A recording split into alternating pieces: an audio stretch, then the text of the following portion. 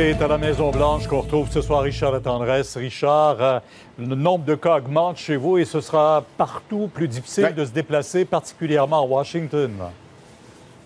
Exactement, Pierre. Alors, il y a ces mesures de confinement qui concernent la Virginie, le Maryland et la ville de Washington, le district de Columbia. Je regardais d'ailleurs les mesures mises de l'avant par la mairesse ici, Muriel Bowser, ne seront permis que les déplacements en ultime nécessité, Pierre, pour des soins de santé ou encore les emplois essentiels que les gens occupent, policiers, pompiers, ambulanciers, et éventuellement pour les activités individuelles, mais très, très limitées. Il s'agit de voir les rues de Boston, les rues de la Nouvelle-Orléans pour comprendre qu'on se soumet à ces consignes-là un peu partout. Regardez ces animations que notre équipe a préparées, Pierre. On commence par l'État de New York. 75 795 cas de ce côté-là. Pierre, ça correspond à 9 de tous les cas de la planète. 1500 décès dans cet État. En Floride, bien sûr, un État qui nous tient à cœur. 6338 cas en hausse constante, mais heureusement, entre guillemets, bien sûr, 77 décès seulement. En Californie, une reprise des cas. C'est intéressant, Pierre. Après une stabilisation pendant un certain temps, 7404 cas et 146 décès. Et je tiens absolument à vous ramener vers la Louisiane. La Louisiane qui, au départ, a pris cette crise-là à la légère et qui en paie le prix maintenant avec 5237 cas et une explosion des décès à 239 victimes.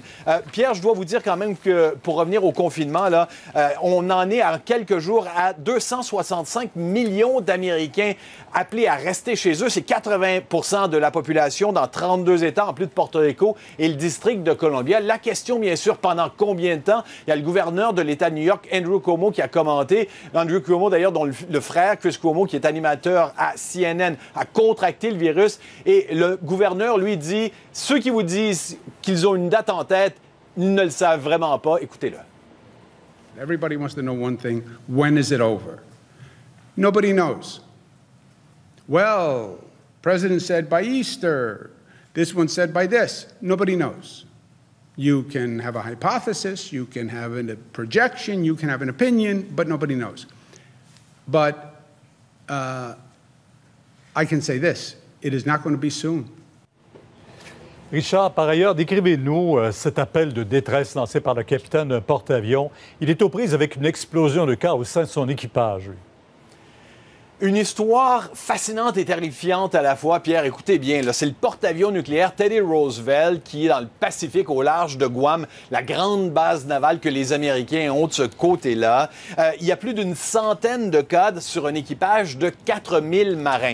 Et le capitaine Brett Crozier a envoyé une lettre 4 pages sur laquelle d'ailleurs le San Francisco Chronicle a mis la main. C'est vraiment un appel de détresse dans lequel je vous sors un extrait. Il dit « Nous ne sommes pas en temps de guerre. Nos marins n'ont pas à mourir. Si nous ne faisons rien maintenant, nous ne protégeons pas nos avoirs les plus précieux, ces marins-là. » Pierre, vous imaginez bien que c'est pratiquement impossible à l'intérieur d'un tel porte-avions de limiter la contraction, limiter la propagation, parce que tout simplement, il y a plein de ces marins-là qui n'ont pas de symptômes, mais qui ont le virus, qui le passent à d'autres. Et là, on se demande qu'est-ce qu'on va faire. Est-ce qu'on ne peut pas aller à terre? On doit rester en mer? C'est vraiment la détresse véritable de ce côté-là. C'est un dilemme. Maintenant, lentement, très lentement, on perçoit l'effet positif des mesures imposées il y a 2 semaines et on étudie chez vous de très près l'utilisation généralisée des masques protecteurs. C'est un volet intéressant, Pierre. Écoutez bien, ça nous vient du Dr Anthony Fauci, qui est bien sûr le visage médical de cette administration-là, le directeur de l'Institut des maladies infectieuses ici. Ce serait le meilleur moyen, à son avis, et la deuxième étape la plus efficace après la distanciation sociale pour freiner la propagation du virus, en autant, bien sûr, que le personnel médical soit satisfait dans ses besoins de ce côté-là.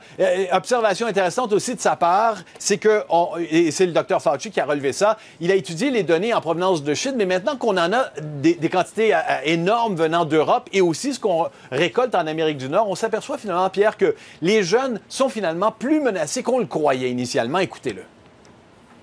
The original data from China made it seem, I think correctly, but maybe not with all the nuances, that it was like very compartmented. If you're old or if you have an underlying condition, you have a high risk of complication. We are starting to see young individuals in their 30s and their 40s who have no underlying condition that would predispose them to complications, who are getting very seriously ill, requiring intensive care. Ouais.